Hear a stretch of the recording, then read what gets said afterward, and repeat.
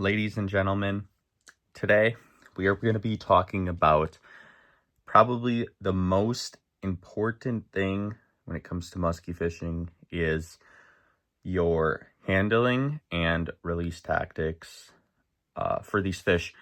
Just because I personally see a lot of people make these horrible mistakes and minor mistakes that can actually be harmful to the musky population. And depending where you're fishing, specifically relating to small ones, but even the big ones, it is really important that we take care of these fish, just because trophy fish are very rare now.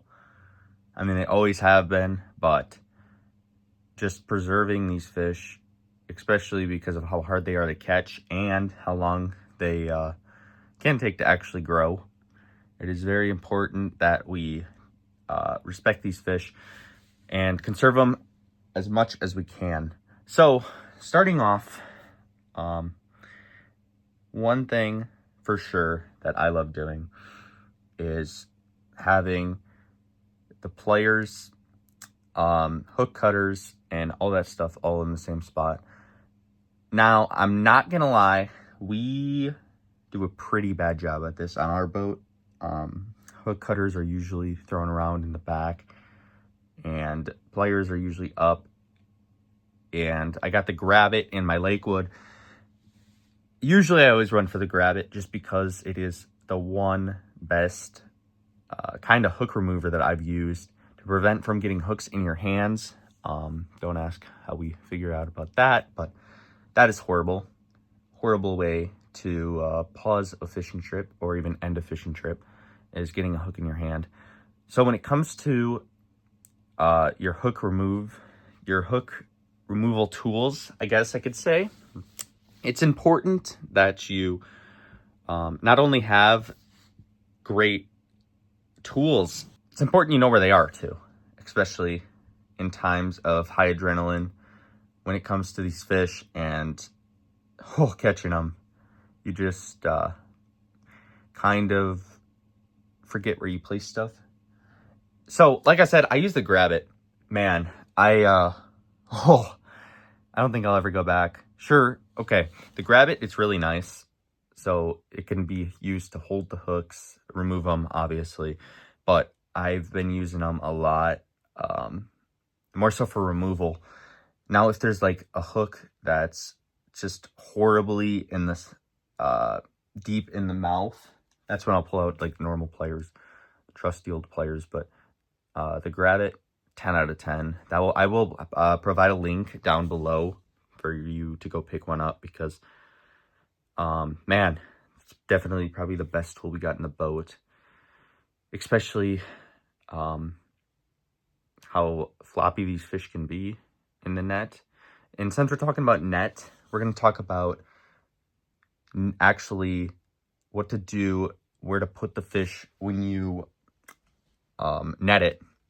I see a lot of people, they bring the net in, or they'll be at the front of the boat leaving the fish in the water, which obviously kind of basic knowledge that the front of the boat is the higher end of the boat. So it's really pretty bad, especially, sure, we got these deep nets, bags, but that's not really gonna be helpful when it comes to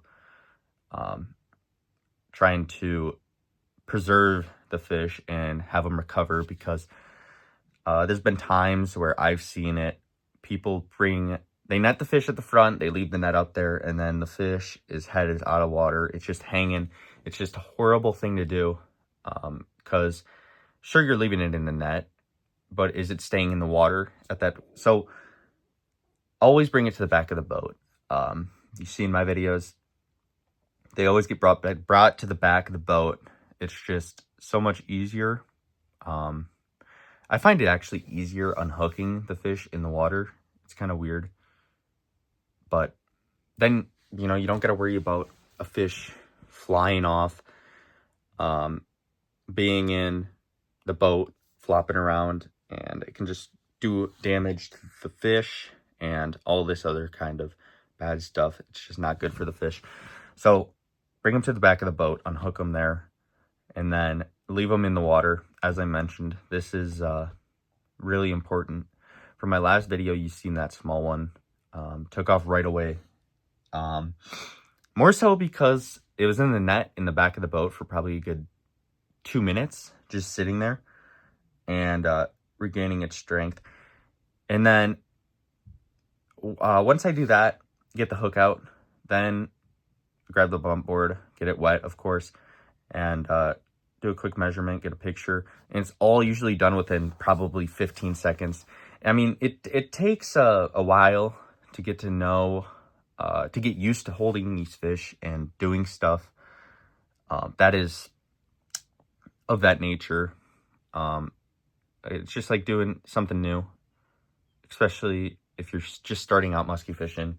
It can be very challenging, specifically to hold these fish by the gill plate under their mouth, under their mouth. So, and I would recommend wearing gloves because you do that and you usually get cut up a lot and then you're bleeding all over the boat. Happened multiple times, actually. Actually still have this scar right here from the 142 I had. Anyways, so it's just, I'm not saying, you know, like 30 seconds having the fish out of the net, out of the water is bad, but it's definitely something to keep in mind, how long you have these fish out of water. Specifically, big ones, I mean, they take longer to recover.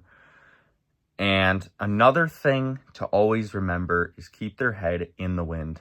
Don't have the fish facing out of the wind or fighting the wind, I guess. Like, you know, if the wind's blowing from the west and we got the fish facing the to the east, the water would be getting pushed into the gills, which is just also not a good thing specifically for these fish because it can kill them. So you always want to have their head into the wind, and then once they're ready to go, you'll just know. You'll feel them tensing up. They'll start kicking. I've seen like videos of people doing like a perfect release, and then, you know, people still they're gonna criticize you, saying, you know, oh, you could have let it go sooner. But I just laugh at those comments because it's like they're obviously not that much. They don't have that much experience simply in fish release. I mean, it might look like the fish is ready, but you can just tell. You can feel it tensing up, usually in its tail. One good thing that I do is I turn the fish on its side, and then if it corrects itself, that's how you know it's, you know, either ready or it's gonna be ready pretty soon. So it's just another good tactic.